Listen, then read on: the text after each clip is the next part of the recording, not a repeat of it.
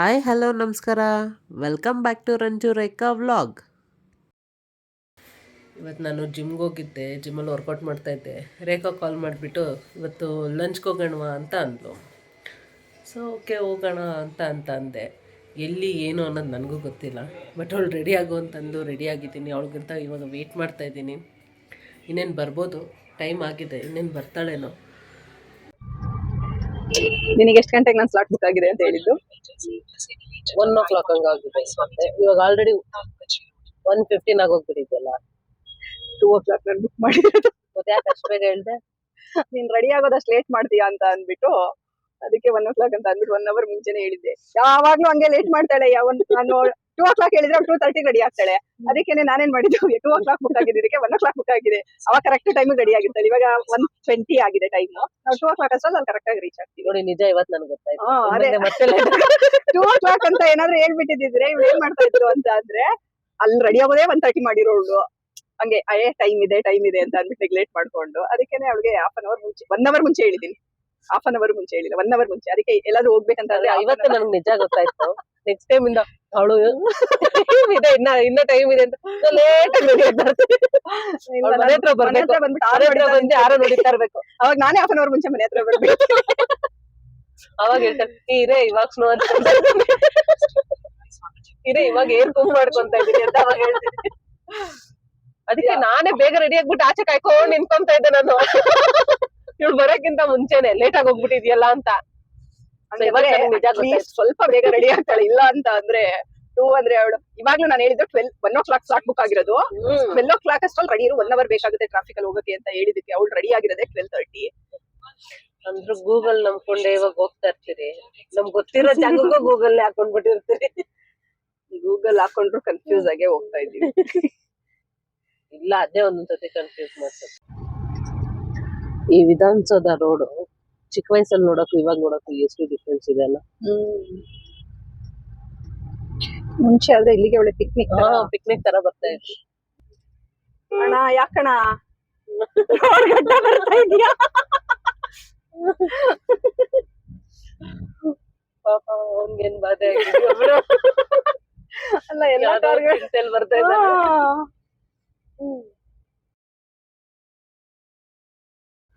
ಪಾಪ Google finally ಅಲ್ಲಿ ಇಲ್ಲಿ ಸುತ್ತಿಸಿ ಕೊನೆಗೆ ಗೂಗಲ್ ಗೂಗಲ್ ಕರ್ಕೊಂಡ್ ಬರ್ಲಿಲ್ಲ, ನಾನೇ ಕರ್ಕೊಂಡ್ ಬಂದಿದ್ದು. ಗೂಗಲ್ ಕರ್ಕೊಂಡ್ ಬರ್ಲಿಲ್ಲ ಲಾಸ್ಟ್. ನಮ್ ಗೂಗಲ್ ಕರ್ಕೊಂಡ್ ಬಂತು.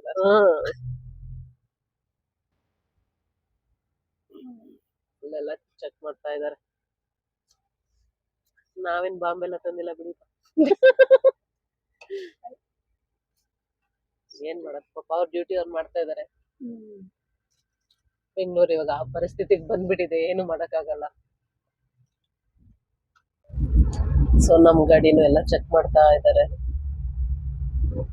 ಚೆಕ್ ಇನ್ ಆಗ್ತಾ ಇದೀರಿ ಒಳಗಡೆ.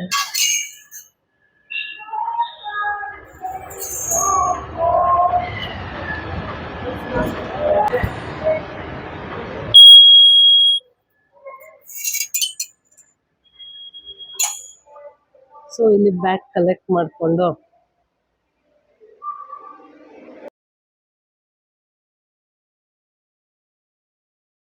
JW ಕಿಚನ್ ಹೋಗ್ತಾ ಇದೀವಿ. ಇವಾಗ ನಾವು ಒಳಗಡೆ ಎಂಟ್ರಿ ಆಗ್ತಾ ಇದೀವಿ. ರಂಜು ಹೋಗ್ತಾ ಇದ್ದಾಳೆ. ಇವಾಗ ಇಲ್ಲಿ ಬುಕಿಂಗ್ ಇದೆಲ್ಲ ಮುಗಿಸ್ಕೊಂಡು ಒಳಗಡೆಗೆ ಎಂಟ್ರಿ ಆಗ್ತಾ ಇದೀವಿ.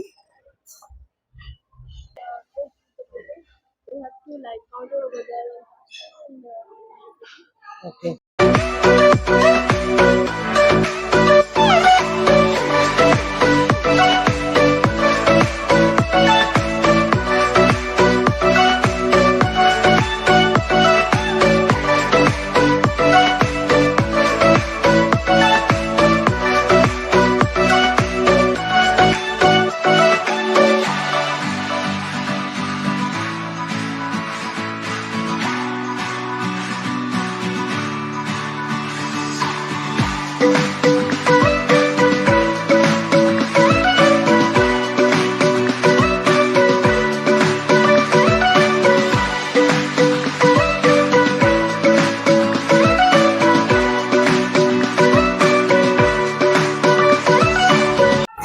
ನಾವಿವಾಗ ಫೈನಲಿ ಡಿಸೈಡ್ ಆಗಿದ್ದೀವಿ ಬೊಫೆಟ್ಗೆ ಹೋಗೋಣ ಅಂತ ಅಂದ್ಬಿಟ್ಟು. ಬೊಫೆಟ್ ಅಲ್ಲಾದ್ರೆ ತುಂಬಾನೇ ವೆರೈಟೀಸ್ ನ ಟೇಸ್ಟ್ ಮಾಡ್ಬೋದು, ಮತ್ತೆ ನಮ್ಗೆ ತುಂಬಾನೇ ಆಪ್ಷನ್ಸ್ ಇರುತ್ತೆ. ಆದ್ರೆ ಅಲಾ ಕಾರ್ಟಲ್ಲಿ ಹೋದ್ರೆ ನಮ್ಗೆ ಅಷ್ಟೊಂದು ಆಪ್ಷನ್ಸ್ ಇರಲ್ಲ, ಮತ್ತೆ ಅಷ್ಟೊಂದು ವೆರೈಟೀಸ್ ನ ಟೇಸ್ಟ್ ಮಾಡೋದಕ್ಕೂ ಆಗಲ್ಲ. ಅವರೆಲ್ಲರೂ ಬಂದು ಇಲ್ಲಿ ಡ್ರಿಂಕ್ಸ್ ಕೂಡ ಎಂಜಾಯ್ ಮಾಡ್ಬೋದು, ಫ್ರೆಂಡ್ಸ್ಗೆಲ್ಲ ಹೇಳ್ಬೋದು ನಿನ್ನೆ ನಿಮ್ದು ಊಟ ನಮ್ದು ಅಂತ ಅಂದ್ಬಿಟ್ಟೆಲ್ಲ ಹೇಳ್ಕೊಂಡು ಫ್ರೆಂಡ್ಸ್ ಜೊತೆ ಎಲ್ಲ ಬಂದು ಆರಾಮಾಗಿ ಎಂಜಾಯ್ ಮಾಡ್ಕೊಂಡು ಹೋಗ್ಬೋದು. ಎಲ್ಲ ಎಷ್ಟೊಂದು ವೆರೈಟೀಸ್ ಡ್ರಿಂಕ್ಸ್ ಇದೆ, ಬಟ್ ಎಲ್ಲ ಡ್ರಿಂಕ್ಸ್ ಕೂಡ ಇಲ್ಲಿ ಬಂದೆಲ್ಲ ಎಂಜಾಯ್ ಮಾಡ್ಬೋದು. ಮಸ್ತ್ ಎಂಜಾಯ್ ಮಾಡ್ಕೊಂಡು ಹೋಗ್ಬೋದು. ಸೊ ರೇಖಾ ಏನೇನ್ ಬೇಕು ಅಂತ ಹಾಕೊಂಡ್ ಬಂದಿದ್ದಾಳೆ, ಏನೇನ್ ಹಾಕೊಂಡ್ ಬಂದಿದ್ದಾಳೆ ಅಂತ ನಾನ್ ಸದ್ಯಕ್ಕೆ ಇಷ್ಟು ವೆರೈಟೀಸ್ ತಗೊಂಡ್ ಬಂದಿದ್ದೀನಿ, ನೋಡೋಣ ನೆಕ್ಸ್ಟ್. ಎಲ್ಲ diet food, only diet food. ನೋಡಿ ಡಯಟ್ ಮಾಡಕ್ ಎಷ್ಟು ದೂರ ಬಂದಿದ್ದಾಳೆ. ಮನೇಲೆ ಮಾಡ್ಬೋದಿತ್ತಲ್ಲ ಡಯಟ್ ನೀನು. ಬಟ್ ವೆರೈಟೀಸ್ ಫುಡ್ ಅಲ್ಲಿ ನೋಡೋಣ ಎಷ್ಟು ಡಯಟ್ ನ ಫಾಲೋ ಮಾಡ್ತೀನಿ. ಎಲ್ಲ ಡಯಟ್ ಫುಡ್ ನೇ ತಿಂತಾಳೆ ಅಂತ ನೋಡ್ಬೇಕು, ಯಾಕಂದ್ರೆ ಸಿಕ್ಕಾಪಟ್ಟೆ ಡೆಸರ್ಟ್ ಇದೆ ಅವಳಿಗೂ ಆಲ್ಮೋಸ್ಟ್ ಇಷ್ಟ ಡೆಸರ್ಟ್. ನೋಡೋಣ. ರಂಜು ಇವಾಗ ಹಾಕೊಂಡ್ ಬಂದಿದ್ದಾಳೆ, ಏನೇನು ಹಾಕೊಂಡ್ ಬಂದಿದ್ದಾಳೆ. ರಂಜು ಇಷ್ಟು ವೆರೈಟೀಸ್ ಹಾಕೊಂಡ್ ಬಂದಿದ್ದಾಳೆ. ರಂಜು ಲೆಗ್ ಪೀಸ್ ತಿಂತಾ ಇದ್ದಾಳೆ.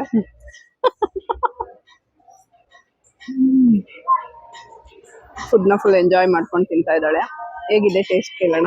ಟೇಸ್ಟ್ ಹೇಗಿದೆ ರಂಜು? ಚೆನ್ನಾಗಿದೆ.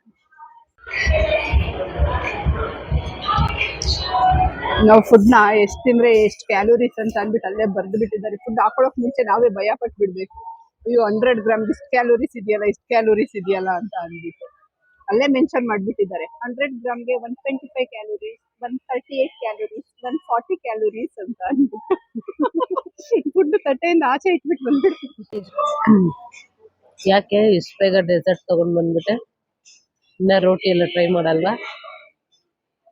ಇದು ಸ್ಟಾರ್ಟರ್ ಎಲ್ಲ ತಿಂದೆ ಬೋರ್ ಆಯ್ತು, ಅದಕ್ಕೆ ಇವಾಗ ಸ್ವಲ್ಪ ಎಲ್ಲ ಡೆಸರ್ಟ್ ತಿಂದ್ಬಿಟ್ಟು ಆಮೇಲೆ ಏನಾದ್ರು ಹೊಟ್ಟೆ ಖಾಲಿ ಇದ್ರೆ. ನೋಡಿ ಎಷ್ಟೊಂದು ವೆರೈಟೀಸ್ಗಳಿದೆ. ಅವಳು ತಿಂತಾ ಇರೋದು ಪಾಪಡ್ ಮತ್ತೆ ಕರ್ಡ್ ರೈಸ್ ತಿಂತಾ ಇದ್ದಾಳೆ. ಮೇಡಮ್ ಅವರು ಕರ್ಡ್ ರೈಸ್ ಹಾಕೊಂಡ್ ಬಂದು ಪಾಪಡ್ ಜೊತೆ ಕರ್ಡ್ ರೈಸ್ ತಿಂತಾ ಇದ್ದಾರೆ. ಅದ್ರ ಜೊತೆಗೆ ಒಂದು ಪಿಕಲ್ ಹಾಕೊಂಡ್ ಬರ್ಬೇಕಿತ್ತು.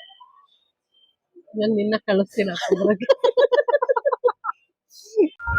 ನೋಡಿ ಈ ನಮ್ಮ ಹೆಣ್ಮಕ್ಳಿಗೆ ಪಾನಿಪುರಿ ಅಂತ ಬಂದ್ಬಿಟ್ರೆ ರೋಡ್ ಸೈಡ್ ಅಲ್ಲಾದ್ರೂ ಬಿಡಲ್ಲ, ಸ್ಟಾರ್ ಹೋಟ್ಲಿಗೆ ಬಂದ್ರು ಬಿಡಲ್ಲ. ಪಾನಿಪುರಿ ಮಸ್ಟ್ ಅಂಡ್ ಶುಡ್ ಅಂತ ಅಂತೀರಿ. ಪಾನಿಪುರಿ ಏನ್ ಕೊಟ್ಟಿಲ್ಲ ಪರವಾಗಿಲ್ಲ, ಪಾನಿಪುರಿ ಒಂದ್ ಬೇಕು ಅಂತೀರಿ.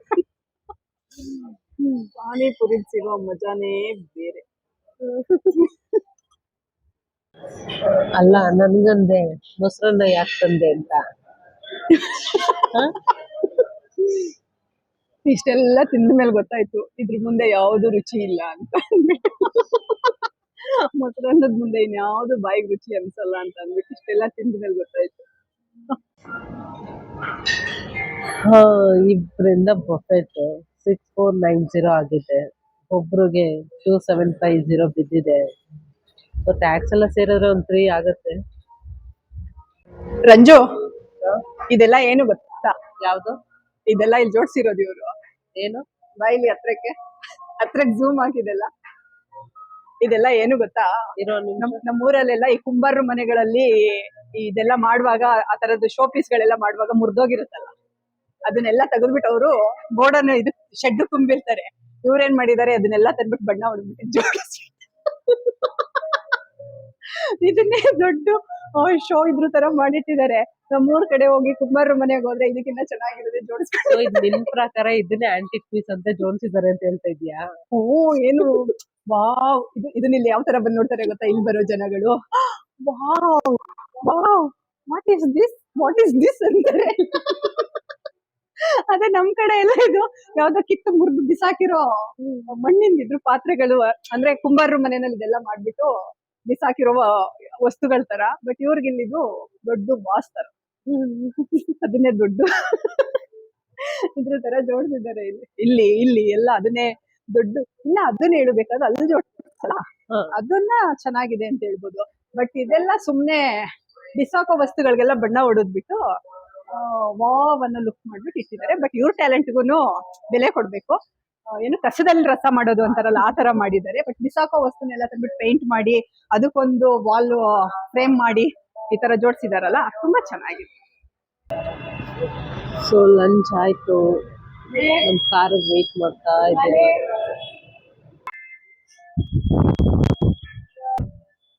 ಸ್ಟ್ರೈಟಿಗೆನಾ? ನಮ್ಮ ಹುಡುಗಿ ಕೈಗೆ ಸ್ಟೇರಿಂಗ್ ಕೊಟ್ರೆ ಗಾಡಿ ಮಾತ್ರ ಓಡಿಸ್ತಾ ಇರ್ತಾಳೆ, ರೋಡ್ ಮಾತ್ರ ಗೊತ್ತಾಗಲ್ಲ.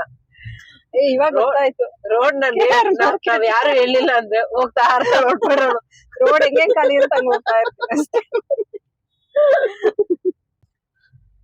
ನಮ್ಗೆ ಎಲ್ಲಾ ಕಡೆ ವಿಸಿಟ್ ಮಾಡೋದು ನಮ್ಗೆ ತುಂಬಾ ಇಷ್ಟ. ಎಲ್ಲಾ ತರದನ್ನು ಟ್ರೈ ಮಾಡೋಣ. ನಾವು ಫುಟ್ಪಾತ್ ಅಲ್ಲೂ ತಿಂತೀವಿ, ತಳ್ಳೋ ಗಾಡಿನಲ್ಲೂ ತಿಂತೀವಿ, ನಾರ್ಮಲ್ ಹೋಟೆಲ್ಸ್ ಅಲ್ಲೂ ತಿಂತೀವಿ. ಎಲ್ಲಾ ತರದ ಹೋಟೆಲ್ಸ್ ಅಲ್ಲೂ ಫುಡ್ ನ ಟೇಸ್ಟ್ ಮಾಡೋದಂತೂ ನಮಗ್ ತುಂಬಾನೇ ಇಷ್ಟ. ಎಲ್ಲಾ ಕಡೆ ಹೋಗ್ತೀವಿ, ಎಲ್ಲಾ ಹೋಟೆಲ್ ಅಲ್ಲೂ ಟೇಸ್ಟ್ ಮಾಡ್ತೀವಿ, ಎಲ್ಲಾ ಫುಡ್ ನಾವು ಎಂಜಾಯ್ ಮಾಡ್ತೀವಿ. ಫುಡ್ ನ ಎಂಜಾಯ್ ಮಾಡ್ಕೊಂಡು ತಿನ್ನೋ ಮಜಾನೇ ಬೇರೆ. ಬಟ್ ನಮ್ಮಿಬ್ರಿಗಂತೂ ಫುಡ್ ಅಂತ ಅಂದ್ರೆ ಎಂಜಾಯ್ ಮಾಡ್ಕೊಂಡು ತಿಂತೀರಪ್ಪ ನಾವಿಬ್ರು. ತುಂಬಾನೇ ಫುಡ್ ನ ಎಂಜಾಯ್ ಮಾಡ್ತೀವಿ. ಇದೇ ಬೇಕಂತ ಏನಿಲ್ಲ. ಆ ಟೈಮ್ಗೆ ಏನ್ ಸಿಗುತ್ತೋ ಅದನ್ನ ತುಂಬಾ ಚೆನ್ನಾಗಿ ಎಂಜಾಯ್ ಮಾಡ್ತೀವಿ. ಅದು ಇವಳು ಇದೇ ಬೇಕು ಅದೇ ಬೇಕು ಅಂತ ಅವಳೇನಿಲ್ಲ. ಬಟ್ ನಾನ್ ಆಗಲ್ಲ, ಸ್ವಲ್ಪ ಪರ್ಟಿಕ್ಯುಲರ್ ಆಗಿ ನಾನ್ ಇದೇ ಬೇಕು ಅಂತ ತಿನ್ನೋಳು.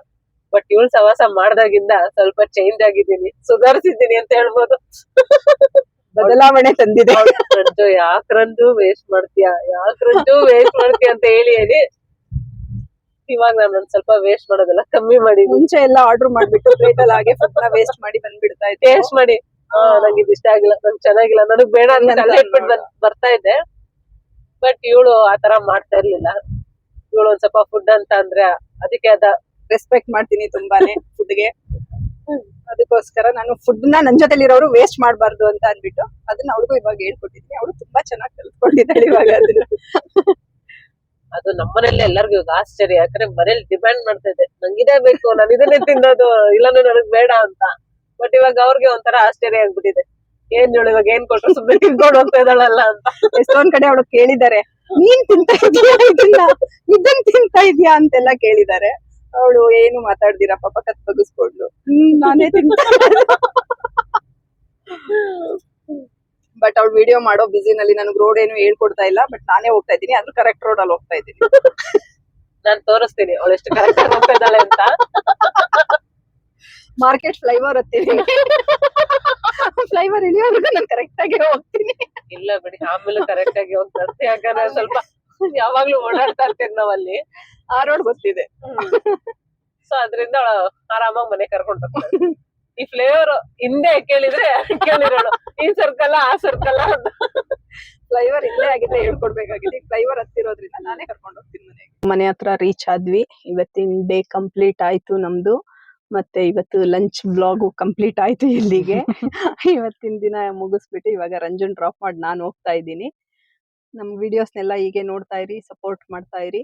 ನಮ್ಮ ವಿಡಿಯೋ ನಿಮ್ಗೆ ಇಷ್ಟ ಆದ್ರೆ, ಸೊ ನಿಮ್ಗೆ ನಮ್ಮ ವಿಡಿಯೋ ಇಷ್ಟ ಆದ್ರೆ ಲೈಕ್ ಮಾಡಿ, ಶೇರ್ ಮಾಡಿ, ಸಬ್ಸ್ಕ್ರೈಬ್ ಮಾಡಿ, ಕಮೆಂಟ್ ಮಾಡಿ. ನಿಮ್ಮ ಪ್ರೀತಿ ಸದಾ ಹೀಗೆ ಇರಲಿ. ಬಾಯ್ ಬಾಯ್.